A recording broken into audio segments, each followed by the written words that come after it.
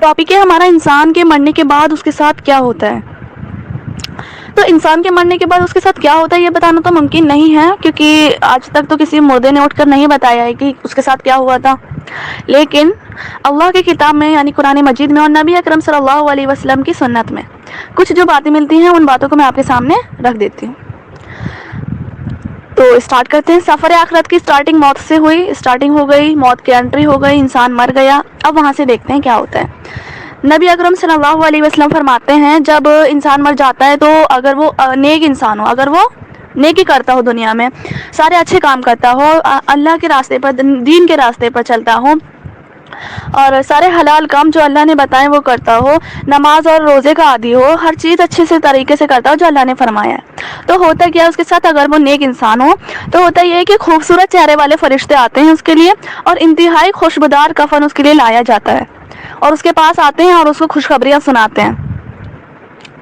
اس کے رب نے کیا خوشخبریاں سناتے ہیں کہ اس کے رب نے اس کو کیا دینے کا وعدہ کیا ہے. اس کی روح بہت مچلتی ہے اور اس کو اچھے اچھے ناموں سے پکارا جاتا ہے جن اچھے ناموں سے وہ دنیا میں پکارا جاتا تھا. اس کی روح مچلتی ہے اور اس کی روح یہ کہتی ہے کہ مجھے جلدی سے نکالو، مجھے جلدی لے کے چلو تاکہ میں وہ چیز پالوں جو میرے رب نے سفر آخرت کے بعد مجھے دینے کا وعدہ کیا ہے. پھر فرشتے اس کو خوشبودار کفن میں کفناتے ہیں. اس کے بعد پہلے آسمان کی طرف لے کر چلتے ہیں. جب پہلے آسمان کی طرف لے کر چلتے ہیں تو پہلے آسمان کے فرشتوں کو اس نیک روح کی، جو نیک ہوگی، نیک انسان ہوگا جو دنیا میں نیکی کرتا ہوگا، اس روح کی پہلے سے ہی خوشبو آ جاتی ہے. تو پہلے آسمان کے فرشتے دروازے کھولتے ہیں اور اس کا استقبال کرتے ہیں اور کہتے ہیں کہ مبارک ہو تم کو، اللہ نے تمہارے لیے انعامات لے کے رکھے ہیں، اللہ نے تمہارے لیے انعامات یعنی کہ تحفے لے کے رکھے ہیں.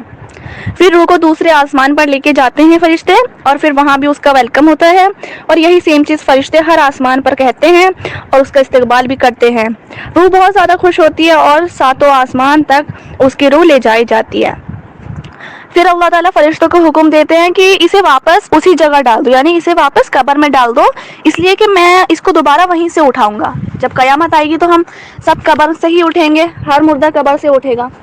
تو اللہ تعالیٰ اس کو فرشتوں کو حکم دیتے ہیں کہ اس کو قبر میں جا کے دفنا دو، ڈال دو مطلب. پھر روح کو لے جا کر فرشتے قبر میں ڈال دیتے ہیں، اس کو روح کو قبر میں ڈال دیا جاتا ہے. وہ نیک جو انسان تھا جو نیکی کرتا تھا دنیا میں، جب وہ قبر میں ڈال دیا جاتا ہے تو نیک انسان کی قبر میں کیا ہے وہ جا کے بیٹھ جاتا ہے اور اس کے بعد ایسا مرحلہ شروع ہوتا ہے جو کہ بہت سخت مرحلہ ہے. وہ ہے سوال و جواب کا مرحلہ. منکر و نکیر دو فرشتے داخل ہوتے ہیں، دو فرشتے منکر و نکیر داخل ہوتے ہیں اور وہ قبر جس میں کوئی روشنی نہیں ہے، بالکل اندھیری قبر ہے، اندھیرا چھایا پڑا ہے اس میں منکر و نکیر چیر پھاڑتے ہوئے آئیں گے اور بجلی جیسی آواز کے ساتھ آئیں گے. لیکن جو نیک انسان ہوگا، جو دنیا میں نیکی کرتا ہوگا، نماز اور قرآن پڑھتا ہوگا، سارے دین کے کام کرتا ہوگا، تو اس کو کوئی پرابلم نہیں ہوگی، چاہے وہ بجلی سے بھی تیز آواز میں آئے، چاہے وہ ان کی جو منکر و نکیر ہے ان کی تھوڑا شکل بھی ایسی ہوگی، بڑے دانت، بڑے اور ناخون اس طریقے کے ہوں گے. وہ نیک انسان جو ہوگا وہ آ کر اس کو اٹھائیں گے فرشتے منکر و نکیر اور اس سے 3 سوال کریں گے. اور پہلا سوال ہوگا من ربک کا، یعنی تیرا رب کون ہے. جو نیک انسان ہوگا وہ آرام سے بیٹھے گا اور آپ صلی اللہ علیہ وسلم فرماتے ہیں اسی ٹائم سورج غروب ہوتا ہوا دکھایا جائے گا، یعنی سورج ڈوبتا ہوا دکھے گا. تو نیک انسان کہے گا کہ فرشتوں رکو، سوال کے جواب میں بعد میں دے دوں گا، پہلے عصر کا وقت جا رہا ہے، سورج ڈوبتا جا رہا ہے، میں نماز پڑھ لیتا ہوں. پھر فرشتے بتائیں گے کہ یہ قبر ہے، یہاں کوئی نماز کی ضرورت نہیں ہے. پھر نیک انسان کہے گا کہ ہاں ٹھیک ہے، میں بھول گیا تھا، آپ آگے کنٹینیو کریں. اور ایسا کیوں ہوا؟ ایسا اس لیے ہوا کیونکہ وہ دنیا میں نیکی کا عادی تھا، نیکی کرتا رہتا تھا وہ دنیا میں نیک انسان، اور نماز کا قصدن نماز کا بھی عادی تھا وہ. اس لیے قبر میں بھی جب سورج ڈوبتا ہوا دیکھتا ہے تو کہہ رہا ہے کہ عصر کا وقت جا رہا ہے، میں نماز پڑھ لیتا ہوں. تو اندازہ لگائیے نماز کے کتنے فائدے ہیں. پھر فرشتے اس سے کہیں گے کہ نماز کا تو اب سلسلہ نہیں ہے، اعمال جو تھے وہ تو ہو گئے دنیا میں، اب کوئی اعمال کرنے کا ٹائم نہیں، نماز جو پڑھنی تھی وہ سب دنیا میں ہو گئے کام، یہ قبر ہے، اب تم بس سوال کے جواب دو. تو پہلا سوال کا وہ نیک انسان جواب دے گا کہ میرا رب اللہ ہے. دوسرا سوال ہوگا من نبیہ کا، کون ہے تمہارا نبی؟ تو وہ نیک انسان جواب دے گا میرا نبی محمد صلی اللہ علیہ وسلم ہے۔ پھر اس سے تیسرا سوال کیا جائے گا۔ تیسرا سوال کیا کریں گے فرشتے؟ ما دین کا، دین کیا ہے تمہارا؟ تو وہ جو نیک انسان کی روح ہوگی وہ کہے گا میرا دین اسلام ہے۔ اب ان سوال کے جواب دینے کے بعد نیک انسان تینوں کے صحیح جواب دے دے گا تو یہ سوال جواب کا جو سلسلہ تھا یہ ختم ہو جائے گا، اور پھر ایک کھڑکی کھولی جائے گی۔ اس نے تینوں نیک انسان تھا، وہ دنیا میں نیکی کرتا تھا، اس لیے اس نے تینوں جواب صحیح دے دیا، تو اب یہ سلسلہ ختم ہو گیا سوال و جواب کا۔ اب کیا ہوگا؟ اب اس کی قبر میں، نیک انسان کی قبر میں ایک کھڑکی کھولی جائے گی، فرشتے ایک کھڑکی کھولیں گے، سب سے پہلی کھڑکی، اور اس کو جہنم دکھائی جائے گی سب سے پہلی کھڑکی میں، اور فرشتے کیا کہیں گے جہنم کی کھڑکی کھول کے کہ یہ وہ چیز ہے، کھڑکی کے اندر کیا ہوگی؟ جہنم ہوگی، کہ یہ وہ چیز ہے جس سے تیرے رب نے تجھے بچا لیا، وہ بندہ اللہ کا شکر ادا کرے گا، اور ایک دوسری کھڑکی اس کے لیے کھولی جائے گی اور اس کو بتایا جائے گا کہ یہ تیرا مقام ہے، جو کھڑکی ہوگی جنت کی کھڑکی، دوسری کھڑکی کی جنت والی کھولی جائے گی جس کے اندر جنت ہوگی، تو وہ فرشتے پھر اس سے کہیں گے کہ یہ تیرا مقام ہے، اس میں جائے گا تو۔ وہ جو روح ہوگی وہ خوشی سے مچل اٹھے گی، اور وہ نیک انسان کی جو روح ہوگی وہ فرشتوں سے کہے گی کہ اے فرشتوں مجھے مہلت دے دو، مجھے کچھ وقت دے دو، میں جا کے اپنے رشتہ داروں کو بتا دیتا ہوں کہ میرے رب نے مجھے یہ مقام میری نیکیوں کی وجہ سے دیا ہے، جو میں نے دنیا میں اتنی اچھی نیکیاں کری ہیں، نماز کو پڑھا ہے اور سارے اچھے کام کرے ہیں، تو اسی نیکی کی مجھے جو اس کا نیکی کا جو ریوارڈ تھا وہ مجھے مل گیا ہے۔ پھر فرشتے کہیں گے اب لوٹنے کا چانس نہیں ہے، پھر وہ انسان دعا کرے گا کہ اللہ قیامت جلدی قائم کر تاکہ میں اٹھوں اور اپنے ڈیسٹینیشن یعنی کہ اپنے جنت میں جا سکوں میں، اور جو جنت کی کھڑکی کھولی جائے گی اس کو وہاں سے بہترین ہوائیں آئیں گی اور اس کے لیے بہت اچھا بہترین بستر بچھایا جائے گا، جنت کی کھڑکی میں سے اس کو تازی اچھی ہوائیں آئیں گی نیک انسان کو، اور اس کے لیے بہت اچھا بہترین بستر بچھایا جائے گا قبر میں، اور فرشتے نیک آدمی سے کیا کہیں گے کہ اے شخص آرام سے یہاں سو جاؤ، اس کے بعد وہ آرام سے وہاں پر سو جائے گا۔ اللہ کی طرف سے پھر حکم ہوگا کہ اس کا نام علیین میں رکھ دو، علیین میں یعنی نیکوکار کے رجسٹر میں لکھ دو، تو اس کا نام علیین میں لکھ دیا جائے گا۔ اب بات کرتے ہیں جو انسان گناہ کرتا تھا اس کا کیا حال ہوگا قبر میں، اس کی کس طریقے سے موت آئے گی۔ ابھی تو ہم نے یہ دیکھا کہ جو نیک انسان ہوگا، جو اللہ کا سب نیکی کرتا ہوگا دنیا میں، اللہ کا سارا کہنا مانتا ہوگا، جو بھی اللہ نے فرمایا وہی کام کرتا ہوگا، تو اس کی تو اتنی اچھی طریقے سے موت آئے گی، لیکن جو گناہ کرتا ہوگا اس کی بہت سخت اس کا وہ ہے سزا۔ اس کا بھی دیکھ لیتے ہیں، جو انسان دنیا میں گناہ کرتا تھا، جس کی زندگی کفر اور شرک میں گزری، اس کی موت کس طریقے سے آئے گی، اس کا سفر آخرت کیسا ہوگا۔ اللہ ہم سب کی پہلی بات تو یہ کہ اللہ ہم سب کی اس سفر سے حفاظت کر دے، بہت سخت سفر ہے گنہگار انسان کا۔ جو گنہگار انسان ہوتا ہے اس کی روح نکالنے جب فرشتے آتے ہیں تو وہ کہتا ہے سب سے پہلے کہ مجھے مہلت دی جائے، میں نے کوئی اچھا کام نہیں کرا، مجھے کچھ وقت اور دیا جائے۔ فرشتے کہیں گے کوئی اور وقت نہیں ملے گا، کوئی اور مہلت نہیں ملے گی اب۔ پھر اس کے بعد فرشتے جو کہ بہت زیادہ گھٹیا صورتوں میں ہوں گے، نیک انسان کے لیے فرشتے جو آئیں گے وہ اتنے اتنے خوبصورت چہرے والے آئیں گے، لیکن جو گناہ گار انسان ہوگا، دنیا میں گناہ کرتا ہوگا، اس کے لیے جو فرشتے آئیں گے وہ بہت گھٹیا صورتوں میں آئیں گے، اور بہت بدبودار ٹاٹ کا ایک کفن اس کے لیے لائیں گے، اور لانے کے بعد گناہ گار انسان سے کہیں گے کہ اللہ کا تجھ پر غضب ہونے والا ہے، تو نے گناہ کیے ہیں، نکل۔ اس کی روح سے کہیں گے اب نکل، لیکن پھر گناہ گار انسان جو ہے وہ کہے گا کہ میں نہیں نکلوں گا، وہ نکلنا نہیں چاہے گا۔ پھر اسی پر اللہ نے ایک قرآن کی آیت میں فرمایا ہے وَالنَّازِعَاتِ غَرْقًا، اس کا میننگ ہے قسم ہے ان فرشتوں کی جو اس گناہ گار انسان کی روح کو اس کے اندر ڈوب کر اس کی روح کو کھینچ کر اس کو نکالیں گے۔ اس کی روح نکلنا نہیں چاہے گی کیونکہ اس کی روح باہر آنا نہیں چاہے گی، اس لیے فرشتے کیا کریں گے، اس کو اس کے اندر گھس کے اس کے اندر غوطے مار کے اس کو نکالیں گے۔ نبی اکرم صلی اللہ علیہ وسلم نے فرمایا کیسی تکلیف ہوگی اس انسان کو جب اس کی روح کو فرشتے اندر گھس کے اس کو نکالیں گے، اس کی روح کس طریقے کی تکلیف ہوگی۔ ایک ایگزامپل کے تھرو سمجھایا کہ جیسے ایک شیپ ہوتی ہے نا، شیپ جس کو ہم بھیڑ کہتے ہیں، بھیڑ، تو جیسے ایک بھیڑ ہوتی ہے اس کو تکلیف ہوتی ہے جب اس کی اون گیلی ہو اور اس کو کوئی کانٹے دار چھڑی سے گھمائے، یعنی جو اون ہوتی ہے وہ کتنی کرلی بال ہوتے ہیں اس کی اون کے، اور وہ گیلی بھی ہو، کرلی بال ہوتے ہیں پہلی بات تو اس کے اون کے، شیپ کی اون کے، اور اس کے اونٹ کے کرلی بال ہونے کے بعد وہ گیلی بھی ہو اور اس کو کوئی کانٹے دار چھڑی لے اور اس کو گھمائے اون کو. جب وہ کرلی جو اون کے بال ہوتے ہیں وہ چھڑی میں اٹک جائیں تو اسے کھینچ کر نکالے. تو اس طریقے کی جو تکلیف ہوگی وہ اس گنہگار انسان کو ہوگی جب فرشتے اس کے اندر گھس گھس کے اس کو روح نکالیں گے اس کی روح کو, کیونکہ وہ باہر آنا نہیں چاہے گی. اس نے گناہ کیے ہیں, اس کو پتہ ہے اس نے دنیا میں کوئی اچھا کام نہیں کیا, تو اس قسم کی شدید تکلیف وہ اس گنہگار کو, وہ جو گنہگار ہوگا وہ محسوس کرے گا. اور پھر فرشتے اسے کیا کریں گے, بدبودار کفن میں لپیٹتے ہیں, ایک بدبودار کفن میں لپیٹیں گے اس کو, اور پھر اس کو پہلے آسمان پر لے جائیں گے. پہلے آسمان کے فرشتے جو ہوں گے وہ کہتے ہیں کہ اس مغضوب روح کے لیے پہلے آسمان کے دروازے نہیں کھولے جائیں گے, تو اس کے لیے دروازے ہی نہیں کھولیں گے پہلے آسمان کے. اور فرشتے پہلے آسمان کے فرشتے کیا کہیں گے کہ واپس چلے جاؤ, اس کے لیے کوئی دروازہ نہیں کھلے گا. اور جو یہ گنہگار انسان کی روح ہوگی اس کو فرشتے پھر واپس لے جائیں گے اور بہت ہی گھٹیا اور برے برے ناموں سے پکاریں گے, جن ناموں سے وہ دنیا میں پکارا جاتا تھا, جن برے ناموں سے اس کو دنیا میں پکارا جاتا تھا اسی برے ناموں سے فرشتے وہاں پکاریں گے. جن ناموں سے وہ دنیا میں چڑھتا تھا, نفرت کرتا تھا, انہی ناموں سے وہاں فرشتے اس کو پکاریں گے. اور پھر وہ قبر میں آنے کے بعد منکر و نکیر آئیں گے اپنی بجلی جیسی آواز کے ساتھ اور آ کر سوال کریں گے اس سے, اس گنہگار انسان سے. اتنی خطرناک بجلی سے بھی تیز آواز میں آئیں گے منکر و نکیر. اس ٹائم اس کا کیا حال ہوگا, کیونکہ وہ تو گناہ کرتا تھا. اور پھر وہ منکر و نکیر اس سے سوال کریں گے, اور پہلا سوال کریں گے اور کہیں گے من ربک, تیرا رب کون ہے؟ کافر جو ہوگا وہ کہے گا مجھے نہیں پتا کون تھا میرا رب, جواب نہیں دے پائے گا.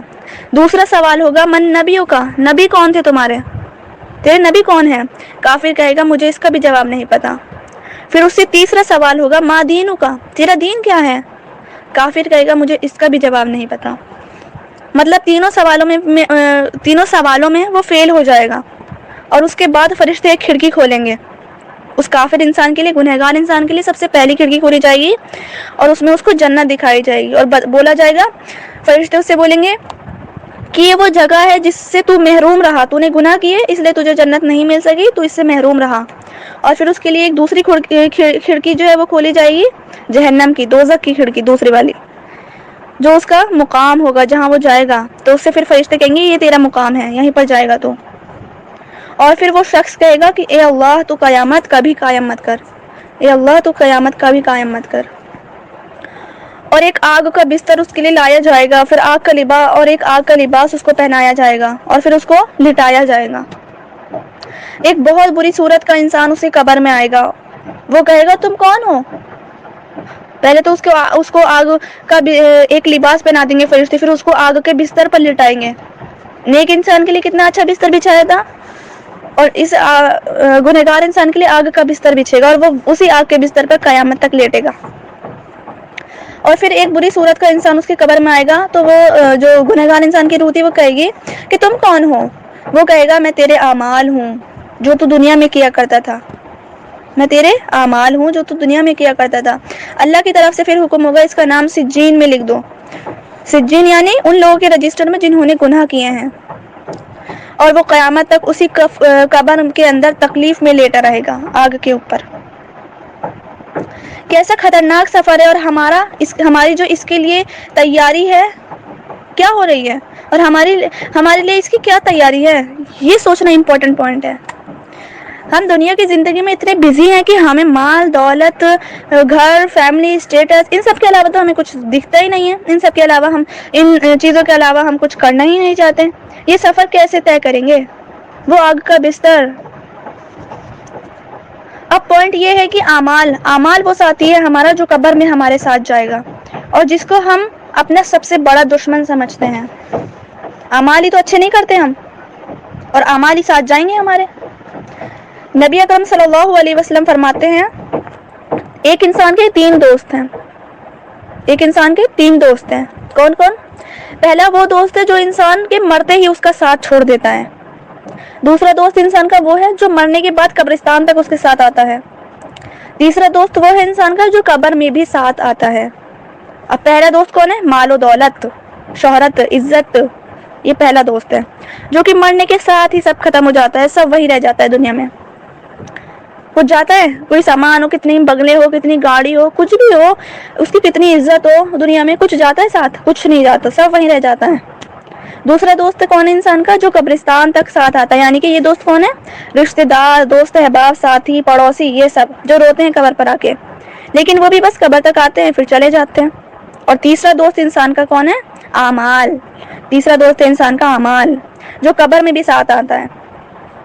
لیکن تینوں میں سب سے اچھا دوست انسانوں کا پہلا دوست ہوتا ہے مال و دولت، جس کے لیے ہم نے اپنے حرام اور حلال کو چھوڑ دیا، اپنے دین کو چھوڑ دیا مال و دولت کے لیے، اپنی عزت کے لیے۔